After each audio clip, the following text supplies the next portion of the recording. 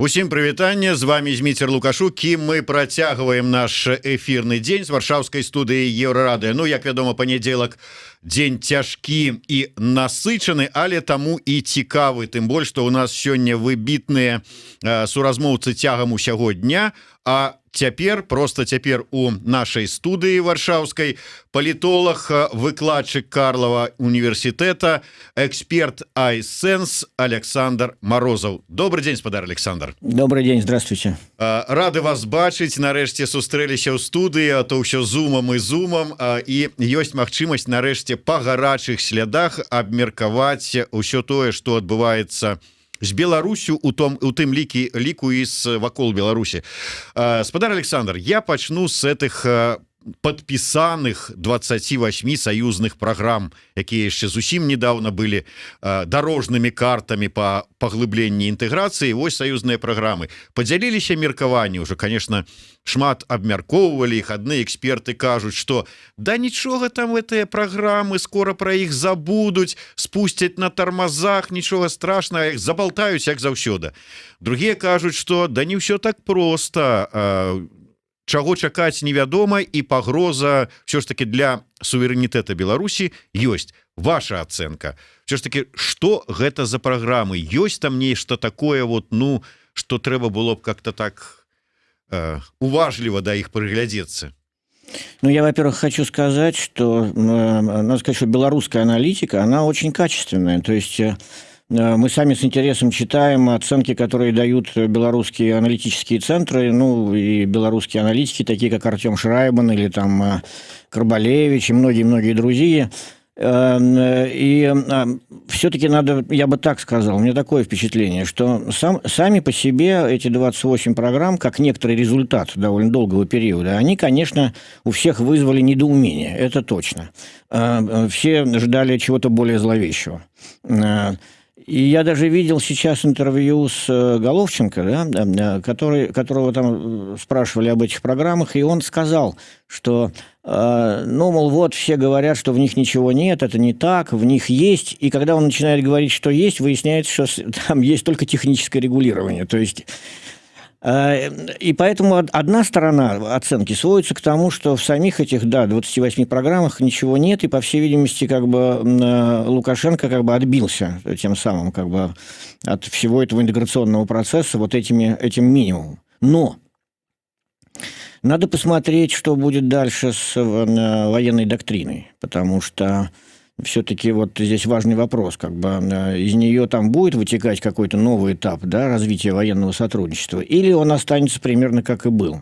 Это один существенный момент. Второй существенный момент заключен в следующем, что все-таки мы слышим, что такие оценки, что Кремль играет в долгую.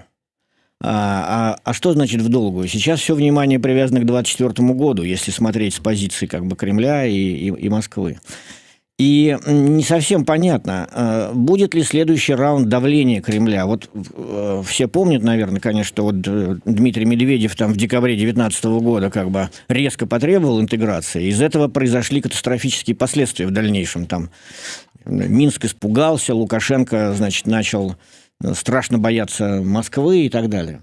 И здесь вопрос, эти 28 программ, это некоторая точка, и дальше там все будет тихо, или через каких-то полгода, или через год, допустим, Кремль начнет какой-то новый акт, новую серию требований. Такая ситуация, мне кажется. Вас, крыху так не, як это кажется, не смущает то, что прынамсі, у 26 программах мы не ведаем зусім. Про 2 программы большага слілі інфармацыю раней, а 26, что там, як, яны не показываюць. Плюс нават да подписа-то Путина под этим документом мы не бачили. Да, действительно, во всем этом есть такая странность, потому что даже в самом механизме подписания, потому что все же ожидалось, конечно, что в той или иной форме, но весь этот процесс в кавычках интеграции какой-то, он все-таки будет как-то очень, иметь какой-то торжественный характер, а получилось-то совершенно не так, то есть все приняло совершенно технический характер, Путин не поехал в Минск, подписи как таковой нет. И не случайно, мне кажется, никто не раскрывает содержание, потому что они его, собственно говоря, если раскроют, как мне кажется, там ничего не будет, кроме вот этого технического регулирования по разным там отраслям, условно говоря. Вот такое у меня впечатление. То есть, мне кажется, там внутри них нет ничего, ну, как сказать, зловещего, потому что мы тогда бы об этом узнали, скорее всего. Атрымліваецца, што ўсё ж таки Лукашенко здолеў адбіцца, і вот як вы прыгадалі словы Медведева, тады ж все так рэзка, там типа пацаны. Да. Яшчэ калі мы там дамовіліся там 20 гадоў таму про паглыбленне інтэграцыі, так давайте, мол, уже там хутенька, а тут ну ізноўку нічога. То есть атрымліваецца, што у Крамля як так цікавасць да гэтага працэса паглыблення інтэграцыі зменшылася як минимум.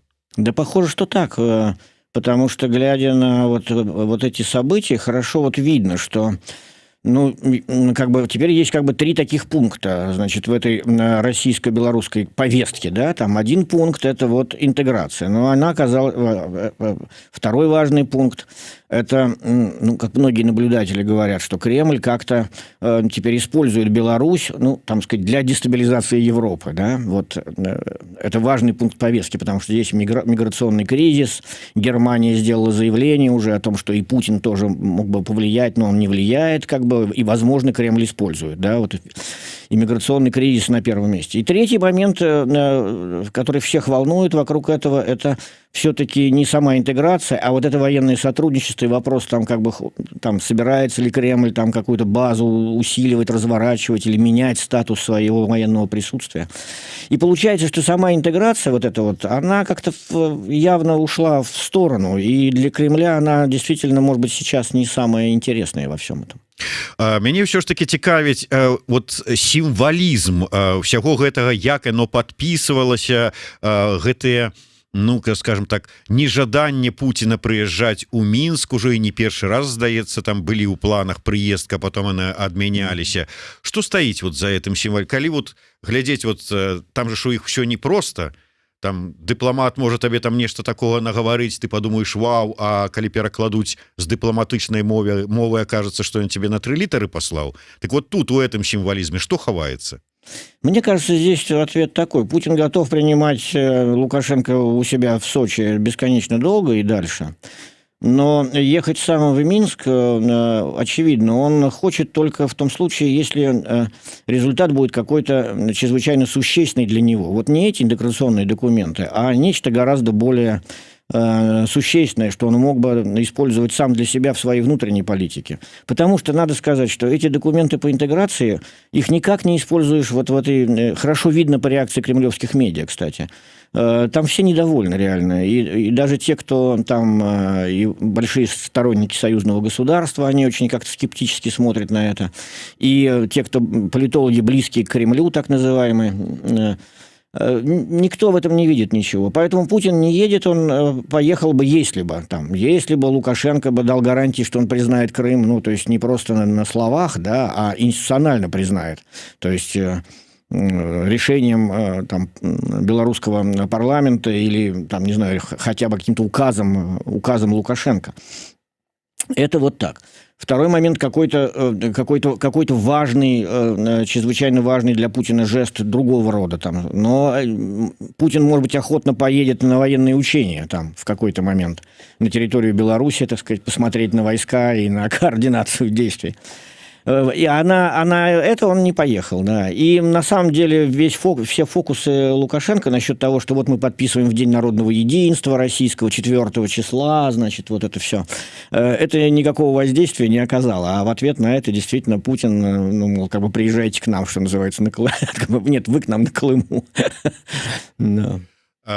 Скажите, вот все ж таки, калі вы кажете, что Путин чакае ад Лукашэнкі нечага конкретнага, нешта вот, ну, каб дало нейкія там козыры ў руки, а Лукашенко не дае, адбрыкивается, вот все вот это вот не то самое, откидывая все прапановы, да. Выпутывается, так, ну, по логице, вот калі у нас такие вот были б с вами адносіны, вы б мне сказали, слушай, да пошел ты, Да.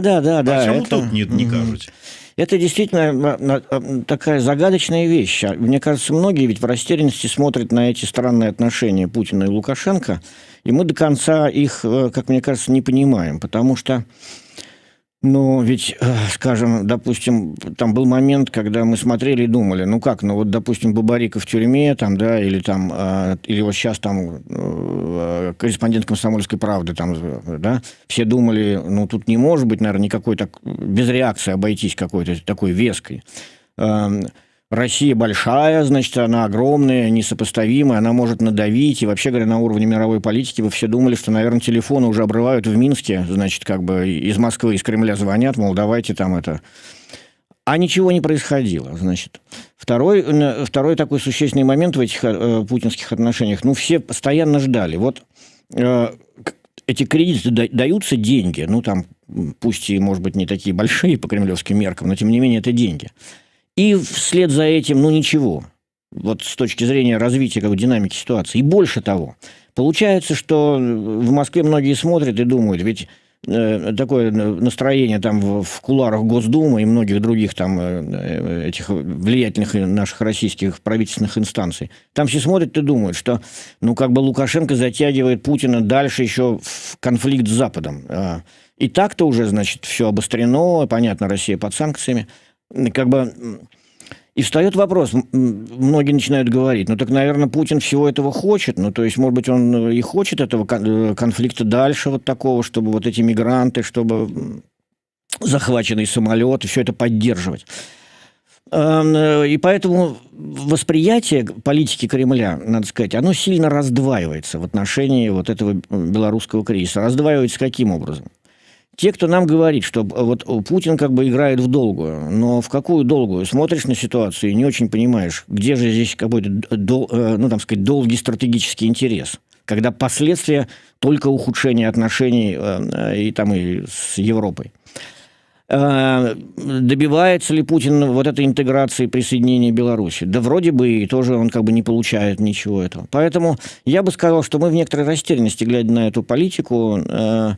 И получается, как многие пишут, что единственная цель Путина всего-навсего – это вот борьба с оранжизмом. То есть он поддержал Лукашенко, значит, только потому, что вот белорусский протест – это внутри вот этого сознания Путина, его мира, это как бы оранжизм. И это недопустимо, а все остальное неважно.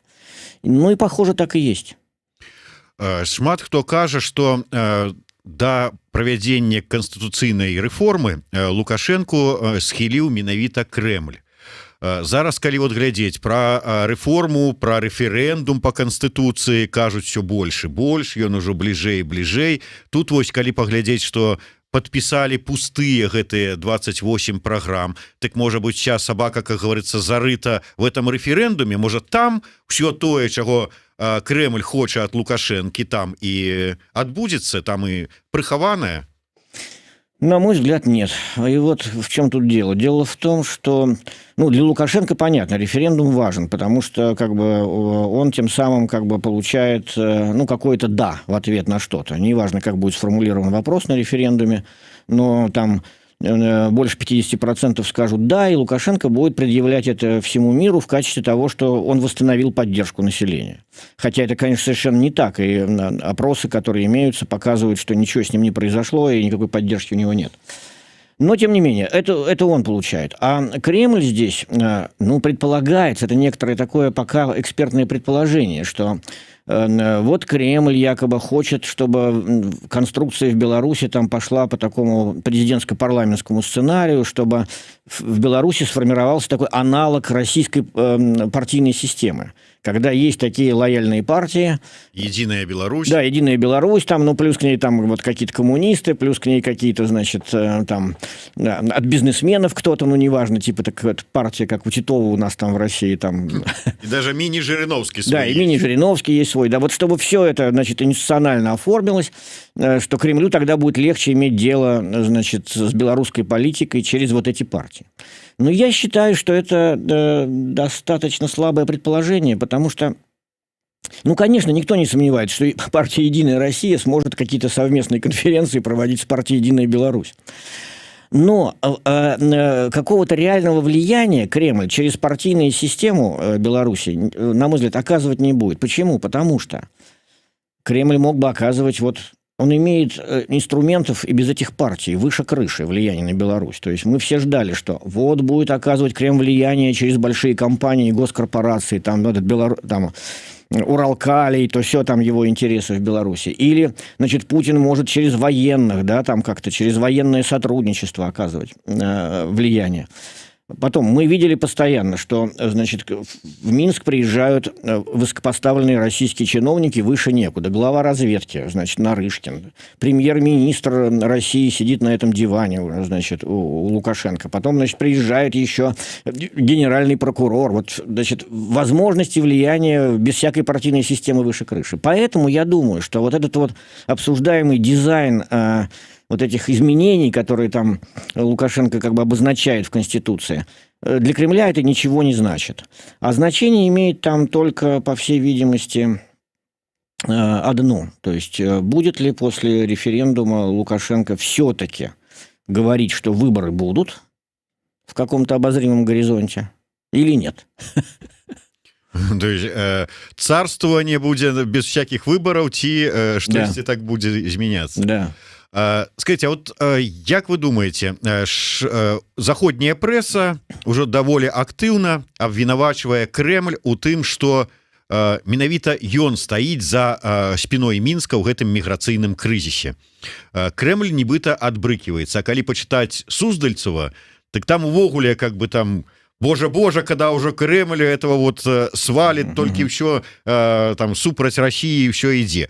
Ваше меркаванне, все ж таки выгодно, невыгодно это все России, Кремлю конкретно? Подзуживая ён Лукашенко у гэтай шантажи ці не? Я бы так сказал. Конечно, здесь могут быть разные такие как бы оценки этого и взгляд на это. Мне кажется, такая ситуация. Это похоже на такие многие современные ситуации, в которых сам Кремль как бы не был инициатором этого кризиса, но, конечно, все стороны пользуются его результатом. То есть, потому что, да, этот кризис вписывается в логику действий Кремля, который, конечно, разумеется, заинтересован в том, чтобы Евросоюз слабел, да, или чтобы Евросоюз показывал, что у него нет какой-то реакции на что-то. И, конечно, мы видим хорошо, что кремлевские медиа все эти темы отыгрывают, и они отыгрывают их, конечно, против Польши, против Евросоюза в целом, показывая как бы недееспособность, да, европейских структур или какую-то нелогичность их ответа. В этом смысле слова Кремль пользуется этим, безусловно. Мог ли бы Кремль повлиять? Конечно, мог бы, да. И я думаю, что мы увидим еще следующий раунд, когда сформируется правительство Германии новое, то здесь будет какой-то новый этап взаимодействия с Кремлем тоже со стороны Евросоюза и Германии, в частности, в отношении всего этого кризиса. Так что мне кажется, что Путин, хотя и не инициировал это, но пользуется этим точно. Мы сёння, і вы сёння бачылі гэтыя кадры з беларускіх дарог, фактычна ўжо каля мяжы з Польшай, калоны, сотні, калі там не тысячи гэтых турыстаў рухаюцца ў бок кантрольна-прапускнога пункта Брузгі, бок польскай мяжы. Одна справа, когда яны там адзінкамі, там невялічкімі групкамі спрабуюць нават агрэсіўна пераскочыць польскую мяжу, і тут такая колонна. Уявіце сабе, что это колонна так массой, не спыняючыся, і папрэ на польскіх памежнікаў. І што ім рабіць? Я не выключаю, что можа, як сцвярджае Егор Лебядок, наш эксперт, дайсці да гарачага, скажем так, супрацьстаяння, што яны вымушаныя будуць, я не ведаю, там прымяніць нейкую зброю. Яны для этого і стаяць, бараніць мяжу. І што тады? І Кремлю это будзе по-ранейшаму выгодно? Во всяком случае, только что на наших глазах, как бы там мы видели сообщения, белорусские пограничники угрожали польским пограничникам оружием, да, это уже как бы такой эпизод достаточно тревожный. И дальше что будет? Здесь главный вопрос... То есть тут как бы целых три стороны в этой ситуации. Одна сторона не очень понятная. Вот когда начался такой миграционный кризис в направлении Литвы, то министр иностранных дел Литвы сразу поехал в Ирак, вел там переговоры и выяснял, как бы, когда это все прекратится, это движение. Здесь мы не очень сейчас понимаем. Например, я, глядя на ситуацию, думаю, а почему ответственные лица Евросоюза как бы в Ираке не решают проблему? То есть почему это все не закроют с той стороны? В конечном счете такие инструменты, конечно, есть. И если бы этот вопрос стоял бы так очень остро в повестке дня, то, наверное, такие шаги были бы сделаны. Не было бы этих рейсов. Мы тут несколько смотрим в растерянности. А почему?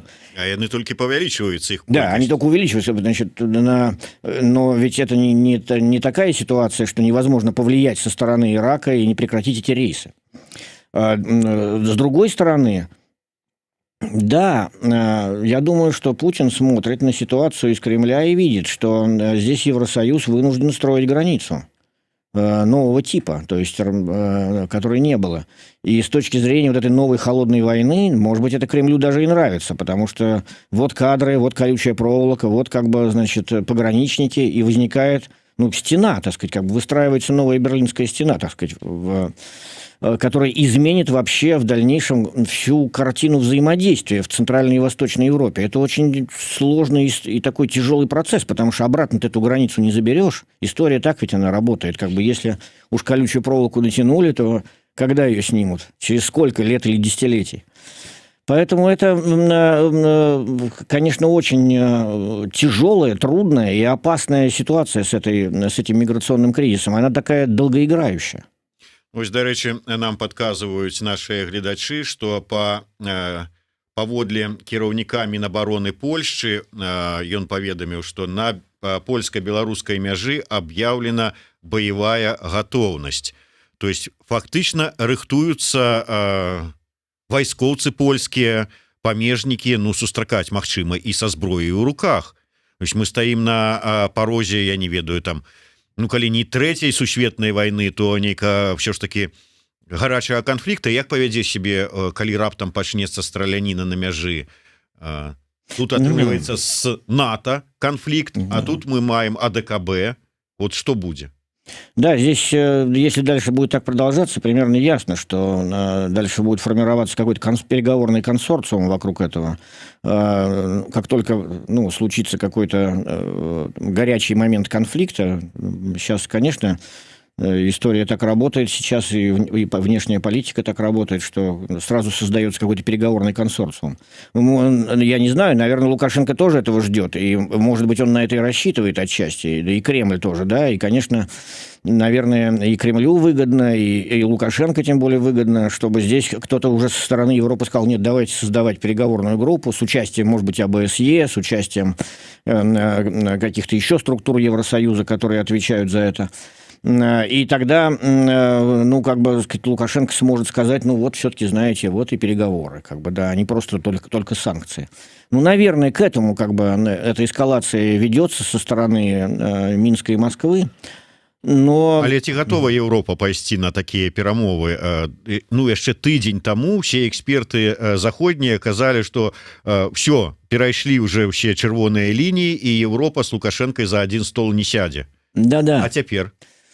Не знаю, это вопрос открытый, потому что все-таки, конечно, есть какой-то для европейцев, конечно, есть какой-то разумный предел эскалации. То есть, если Минск и Москва, как уже это мы понимаем, что Москва может далеко пойти в эскалацию, это уже после 2014 года ясно, и красных линий нет, и, что называется, Бога нет, и все позволено. Но для европейцев это не так. Есть, конечно, красная линия в этом смысле слова. Поэтому, да, я думаю, что с определенного момента европейцы пойдут на переговоры.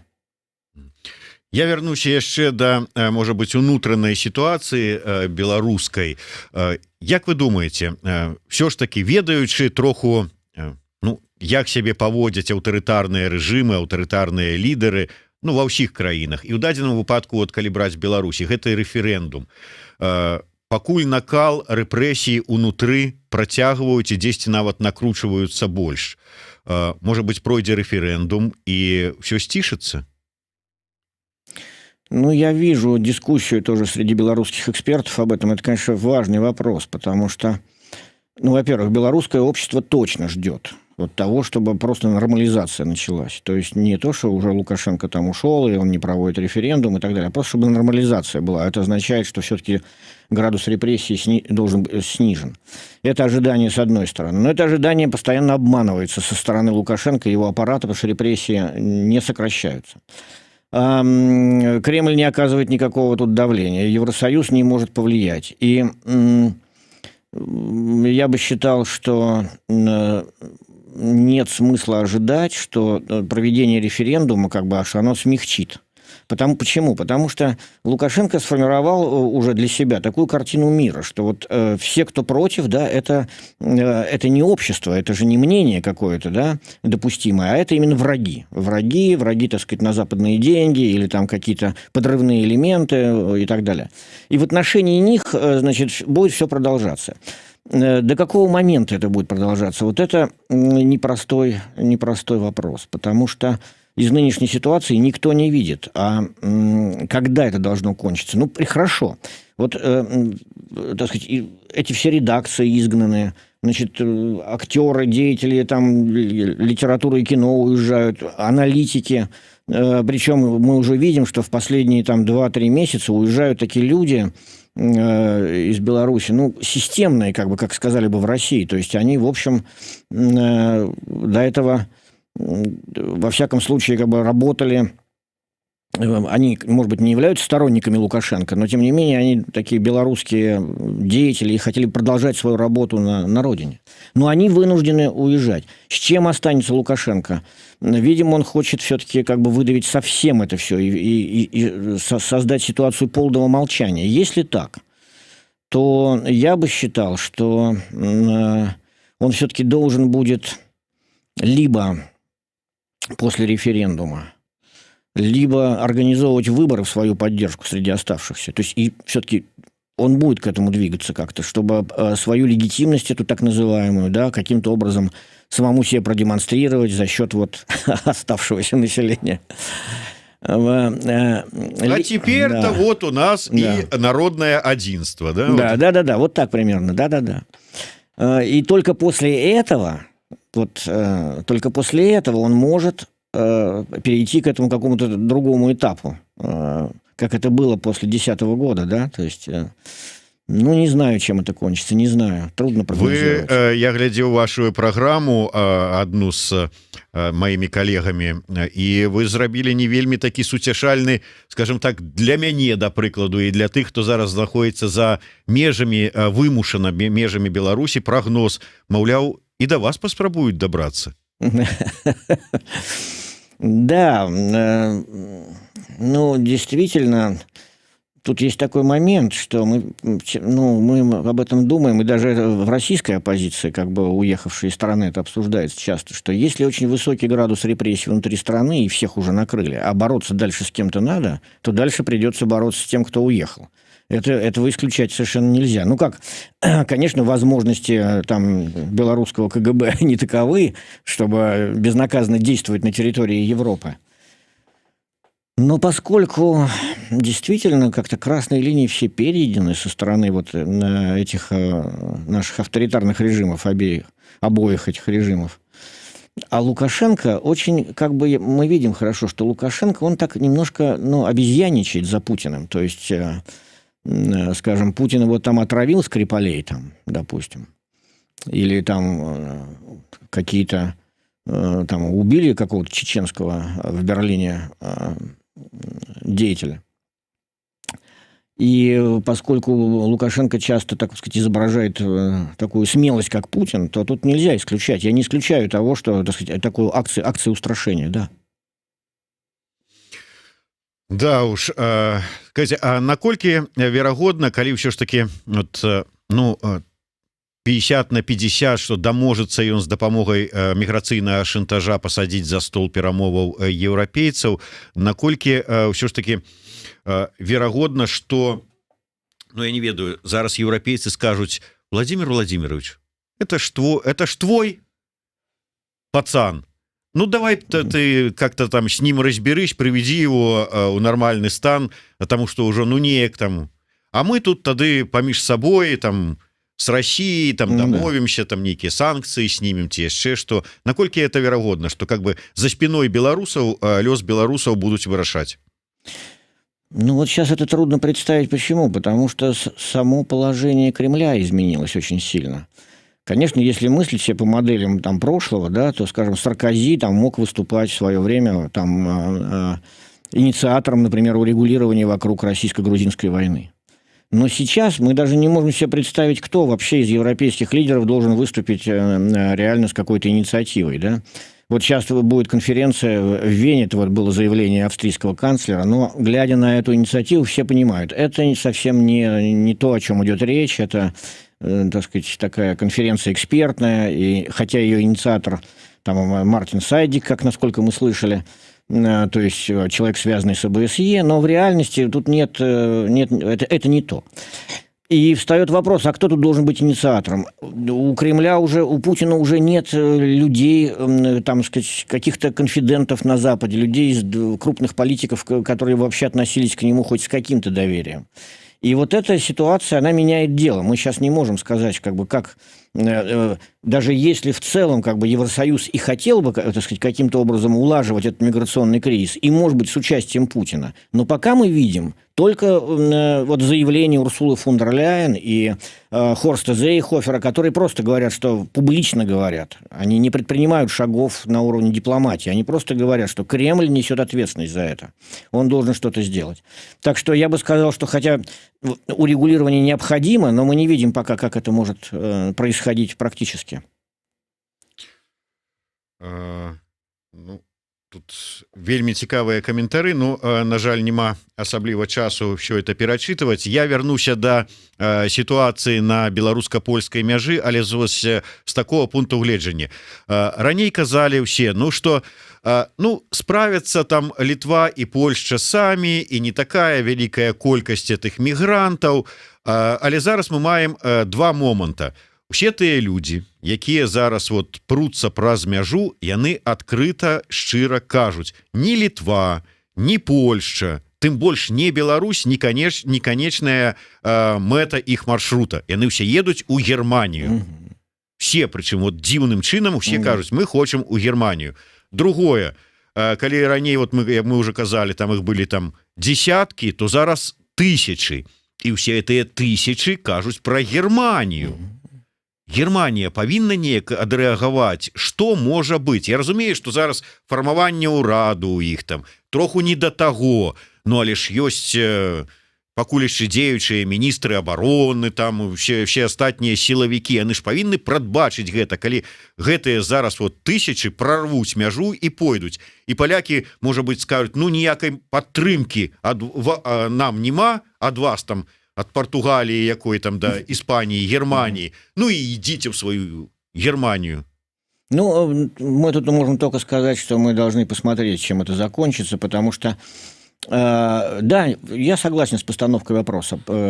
Германия должна занять какую-то позицию, более определенную. Да, для Германии это количество мигрантов, мы понимаем, оно не является там критичным таким, да, это все-таки не кризис 2015 года, там, когда разворачивались палаточные лагеря в многих там городах Германии, и было ощущение, что вот 500 тысяч как бы пришло, и еще 500 тысяч придет в Германию. Это был большой кризис. Конечно, здесь речь идет совершенно о незначительном.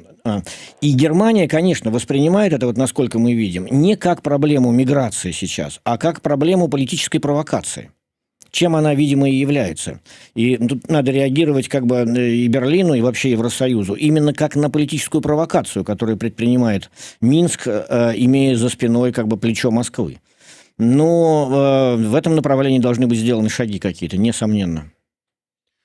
На заканчэнне, ідзе тут наш глядач піша: Путін хоча, каб ЕС пабудаваў сцяну з Беларусю для поўнага захопу, таму і натраўлівае мігрантаў на граніцы з ЕС, а потым і з Украінай. Ну что ж, наш слушатель, я думаю, во многом прав. То есть, в принципе, у Москве і хочуць, вот, каб Беларусь была огорожена такой бетонной берлинской стеной з усіх боков. Да. И она тогда окажется в положении, хочет того Лукашенко или нет, как он там планирует сохранять суверенитет. Но если так, то тогда действительно он окажется в положении, когда какой суверенитет уже? С той стороны он огорожен, и одновременно он является таким балконом, который нависает над Украиной и создает проблему для украинской политики.